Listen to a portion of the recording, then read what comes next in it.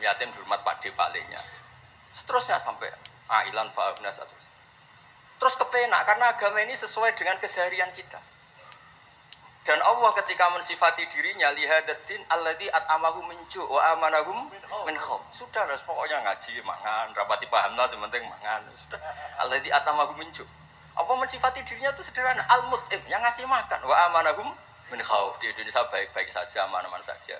Kita ngaji agak ditangkap, kita gini-gini ya sudah baik-baik saja. Dan itu yang paling disenangi Rasulullah SAW. Nabi ketika ditanya ayat Islami khairan ya Rasulullah itamut to'am. So nggak Islam itu sangker mangan-mangan ya Islam. Coba andekan kita bisa terbang ke Mekah setiap saat. Dulu waya mangan raduwe, sumpek. Ada orang iso terbang tapi makan apa? Ada. Lancar. Dan itu luar biasa Nabi ketika. Pulau itu cocok. Ya selain iso terbang maksudnya. Tapi ini penting kalau aturakan supaya agama ini menjadi gampang. Sebab itu Hadaddin, saya sering cerita kemana-mana. Ketika Hadaddin cerita peradaban, saya sering cerita di banyak dosen itu sampai nangis saya cerita. Coba agama ini mensyaratkan iddah. Iddah itu kalau ada perempuan diceraikan suaminya atau tinggal mati, itu kan potensi ya. Ini misalnya Jumat mak. Kalau dalam kitab fikih kan tolak yang sunni itu fiturin lam yujami hafi, ketika suci dan suaminya tidak jima. Misalnya kamu nikahi janda, malamnya dijimak suaminya, paginya bentrok terus cerai. Terus kamu nikahi nggak ada iddah, terus punya anak yang nggak mirip kamu sama sekali, karena produk awal. Produk awal. Konsolat wangil era karuan, nak mangan wangil, buling era karuan, ngundang kue abah. Kayak apa? Tapi barokahnya iddah itu selesai karena orang yang boleh dinikah harus baroatur rahmi. Berarti Islam ini mensafaati sekian orang karena tidak terjadi ikhtilatul ansab. Kayak apa baiknya Islam? Diatur. Tabani juga sama. Saya pernah ditanya seorang dosen, Gus kenapa Islam mengharamkan anak angkat? Yang diharamkan itu intisabnya, bukan anak angkatnya. Kalau kamu sayang monggo. Tapi kalau anak angkatnya sampai lupa nasabnya, kemudian nanti ketemu saudaranya nikah, itu bahaya. Terus nanti sama saudara angkatnya pegang-pegang dikira gak batalkan wudhu padahal ajnabi. Itu yang gak diinginkan Kanjeng Nabi. Belum keangkuhan. Ya misalnya wonten tiyang tipe anak angkat kok gaya, anak angkatnya Gus terus lali keluargane. Lala bapaknya jenenge Parmin terus muni anakku ayo repot.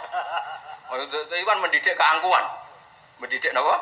Keangkuhan. Sehingga Islam ibtalut tabanni. Dulu pernah ada periode orang nyebut Zaid bin Muhammad. Terus Allah membatalkan utquhum li abaihim wa aqsatu indallah. Akhirnya disebut Zaid bin Haris. Tapi sayangnya Nabi tetap sampai jenis Sayyidah Aisyah mangkelnya bukan main karena pernah Zaid ini akhirnya punya anak namanya Usama. Niku nak jajar Sayyid Hasan, niku kayak gula kopi, sutok wireng, sutok putih luwanta. Niku nak meler umbelen, kanjeng Nabi kadang ngendikan niku lho apa sisi corong Jawa kon ngersi. Sayyidah Aisyah gak gelem, ngombele cah ireng kan gak enak. Jebule malah sing nyisi Kanjeng Nabi. Wih, mulyane Usama sing nyisi malah. Artinya sayangnya tetap tabaninya dibatalkan tapi sayangnya tetap. Kayak apa Rasulullah SAW. Jadi kalau minta, dan itu di tafsir Basit itu yang saya paling suka ketika orang kafir bilang lan nu'mina laka hatta tafjura lana minal ardi yambu'a takuna laka jannatu min nakhil wa inabin fatufajjirul anharu khilalaha tafjira autus kita sama. Itu orang kafir mintanya kan aneh-aneh. Muhammad saya mau iman asal kamu menjadi orang kaya raya. Kemudian kamu tidak akan membebani kita. Atau Mekah ini menjadi sungai yang menjadi subur semua. Itu yang paling kurang ajar bilang gini, autar kofis sama walan nu'mina liruqiyika hatta tunazzila alina kitaban nakro.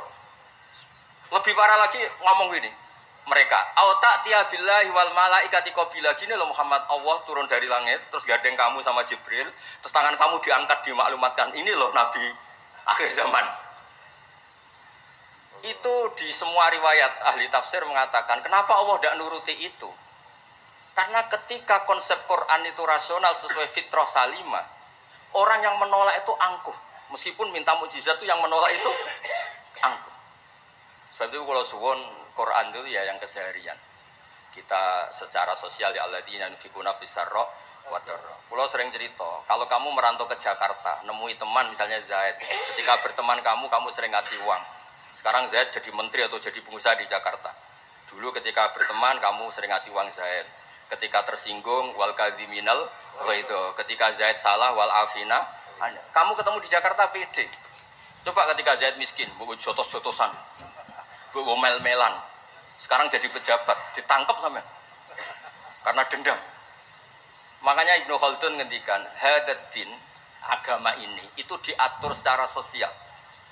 Hatta Rasulullah SAW man uyyida bil kauni kullih lausah, orang yang bisa menggunakan sarana mukjizat apapun di dunia ini itu saja diatur oleh Allah. Fabima rahmatin minallahi lintalahum walau kunta fatrulidal qalbi lan fatu min hauli.